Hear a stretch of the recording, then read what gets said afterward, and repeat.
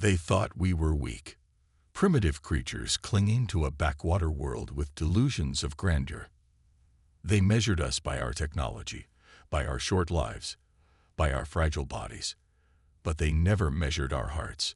They never understood what makes humans truly dangerous. Our capacity to care, even for those who aren't our own. When the galaxy's most advanced civilization encountered humanity's most basic instinct, compassion, they weren't prepared for what would follow.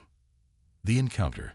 The winds of Proxima Centauri's third moon howled across the crater basin as Elias Reeves adjusted his environmental suit. He'd been mapping the geological formations of this desolate rock for nearly 3 months, alone except for his survey equipment and the occasional supply drop. The colony needed detailed mineral assessments before they could expand operations, and Elias was the best at finding what others missed. He checked the atmosphere readings, oxygen still too thin for human lungs, radiation levels within acceptable parameters, before continuing his trek across the barren landscape.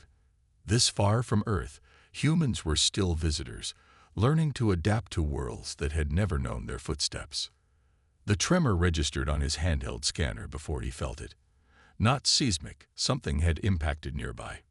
Elias frowned, adjusting the scanner sensitivity. Nothing was scheduled to arrive today. Base, this is Reeves. Did you launch something my way?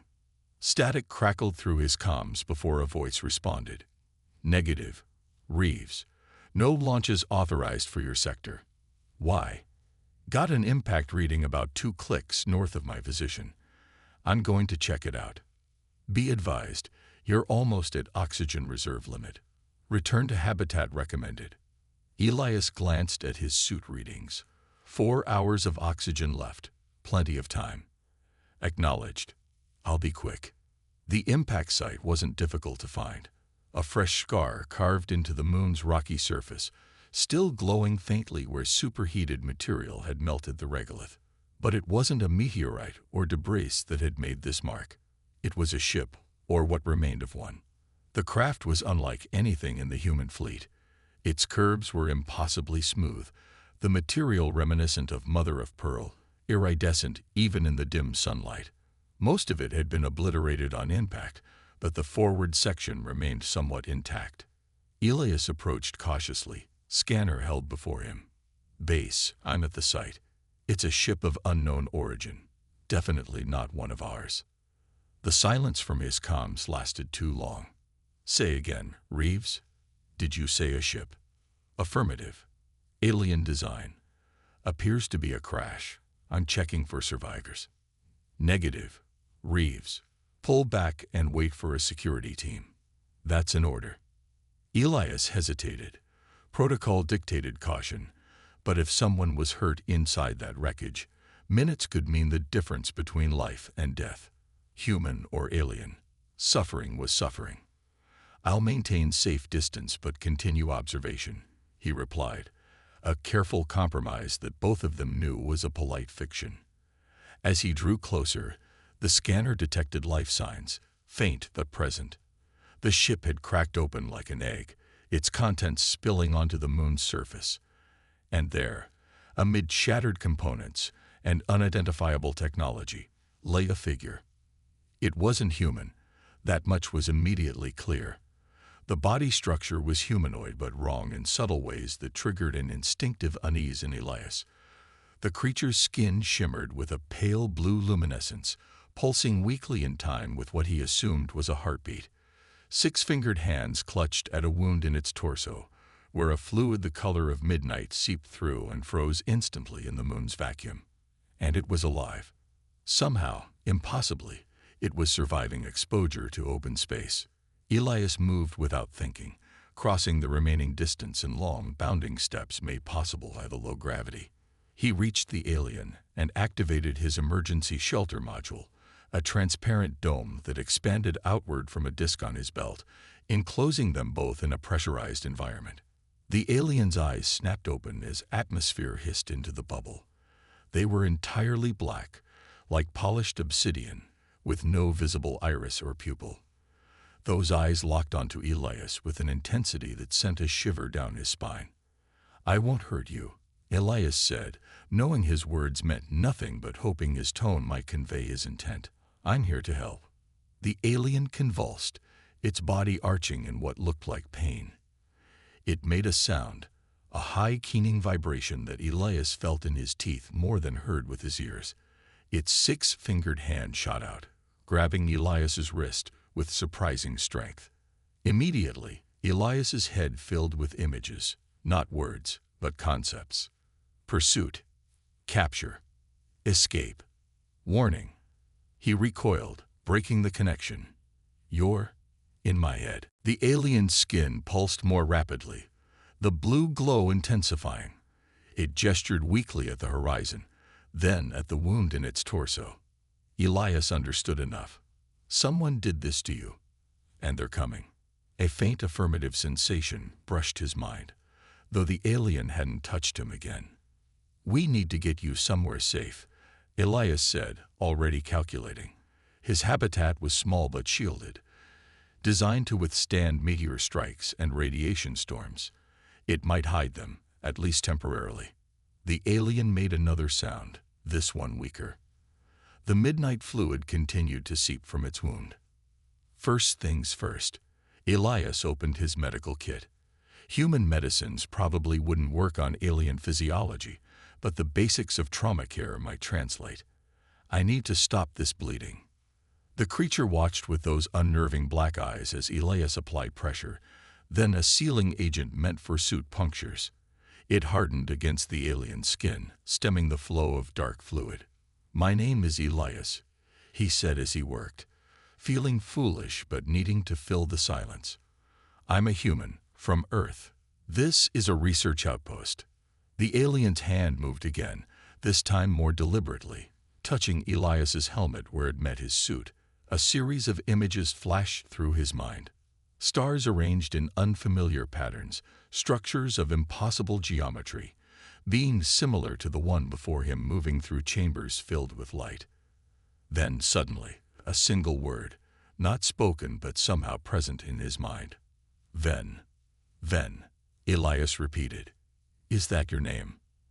The alien's skin pulsed once, strongly. "Okay, Ven. I'm going to move you now. My shelter isn't far." Elias's comms crackled to life again. "Reeves, report status immediately. Security team is prepping launch. ETA, your position 3 hours." He hesitated, looking down at the injured alien.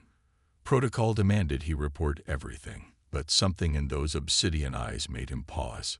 Fear, recognition, understanding. "Base, this is Reeves. Confirmed crashed vessel, appears to be a small scout craft or escape pod. No survivors located.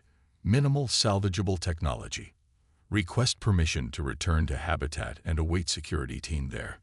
The lie came easily, surprising him. In the 15 years he'd worked survey missions, he'd never falsified a report. "Copy that, Reeves. Return to habitat and secure position." Acknowledged. Reeves out. He turned back to Ven. "Can you walk?" The alien struggled to stand, its movements jerky and uncoordinated. Elias moved to support it, one arm around what approximated a waist. Ven was lighter than expected, almost weightless even accounting for the moon's reduced gravity.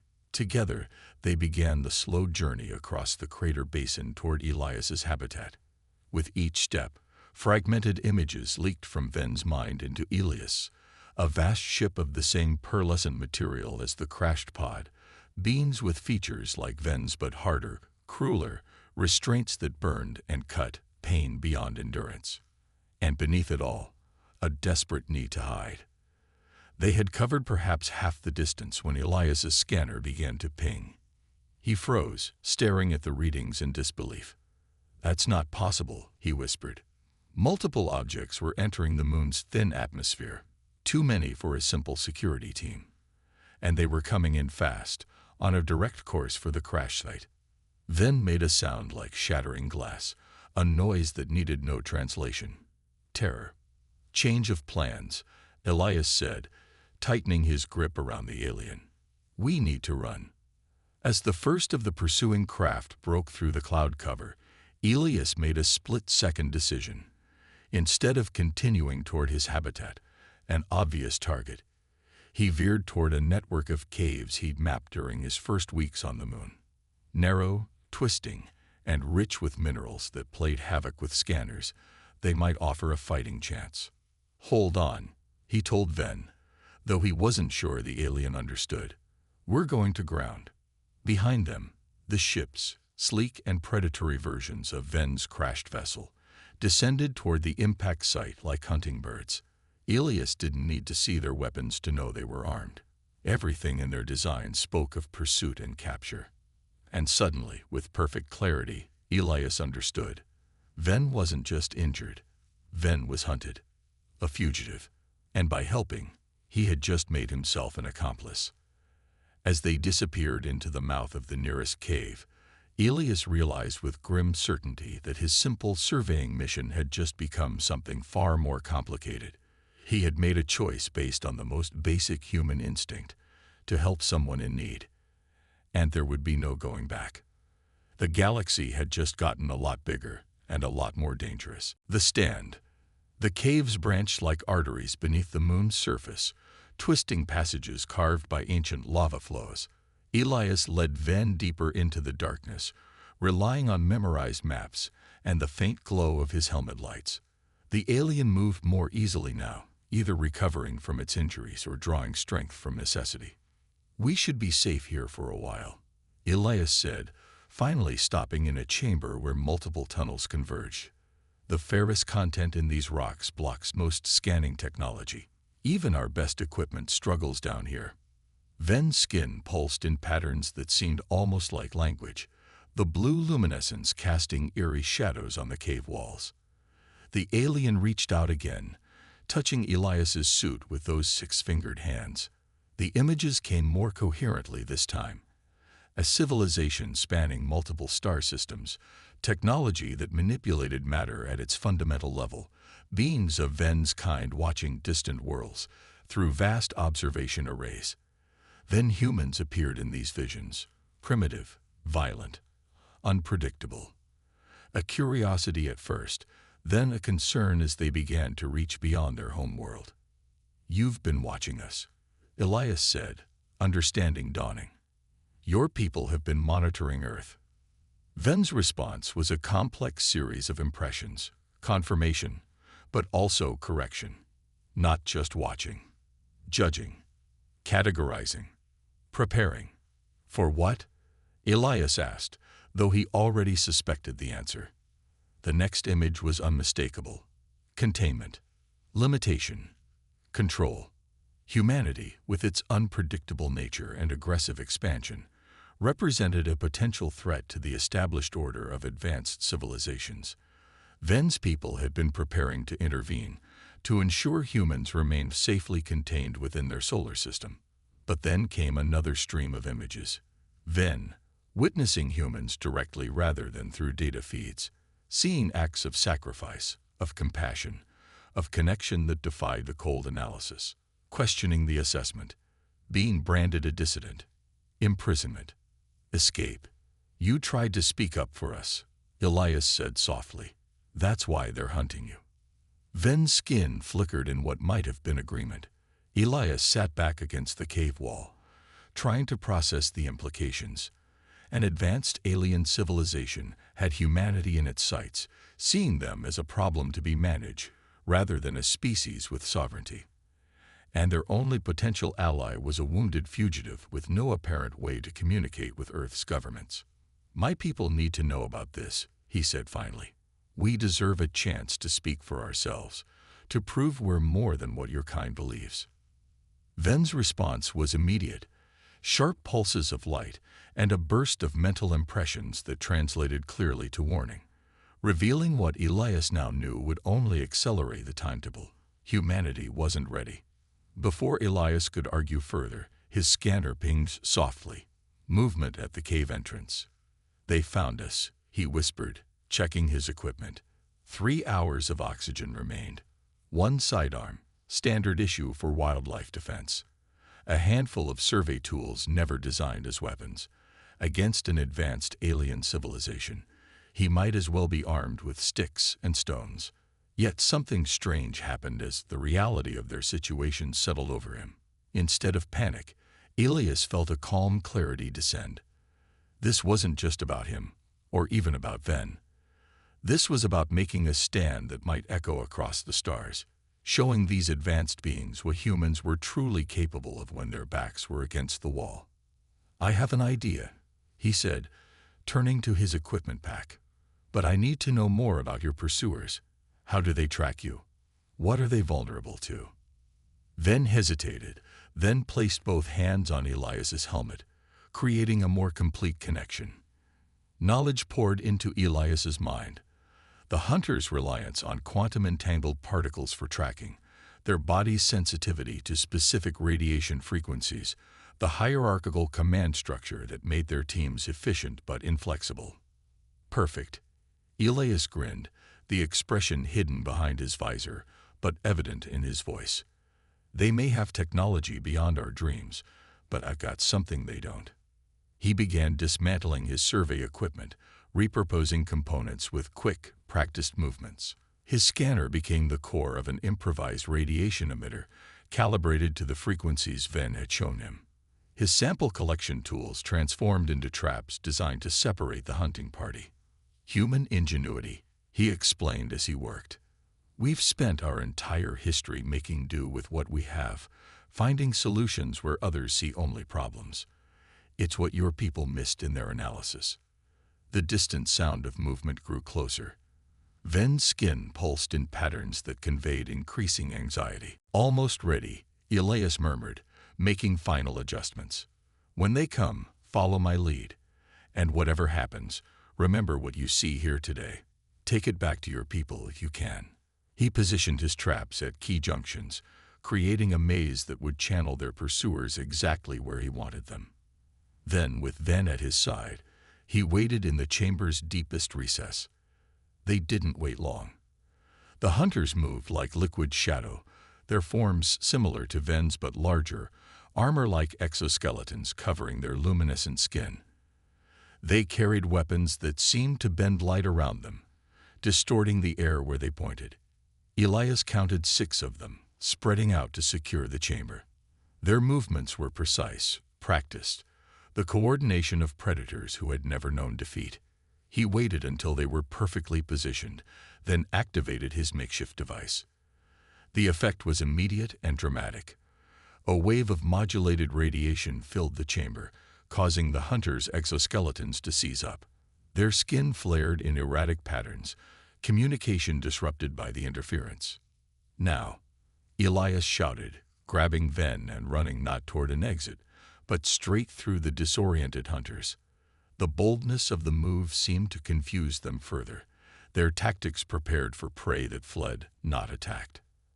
As they passed the nearest hunter, Elias slammed his final trap against its chest, a concentrated electromagnetic pulse that overloaded the being's systems completely. It collapsed, skin dimming to near darkness. The others recovered quickly, raising their weapons. But Elias had anticipated this too. He activated the secondary charges he placed throughout the chamber, collapsing key support points in the cave ceiling. Not enough to cause a complete cave-in, but sufficient to separate them from their pursuers. Rock and dust filled the air as Elias pulled Ven through the one passage he'd left clear. Behind them, the hunters' weapons fired, energy beams heating the stone to near melting. But the angle was wrong, the shots going wide as Elias and Ven disappeared into the narrower tunnels where the larger hunters couldn't easily follow. "We won't lose them for long," Elias panted as they ran. "But we don't need long, just enough to reach the surface." Ven's questioning pulse was clear even without direct contact. "My habitat," Elias explained. "It has an emergency beacon, powerful enough to reach the main colony, and a message drone that can make it to the relay station." They emerged from the caves half a kilometer from where they'd entered, the landscape disorienting in its sameness. But Elias had spent months mapping every ridge and crater. He oriented quickly, spotting his habitat in the distance. There, He pointed. We make it there. We have a chance. The hunters' ships appeared on the horizon, having realized their quarry had found another exit. Sleek and silent, they cut through the thin atmosphere with impossible speed.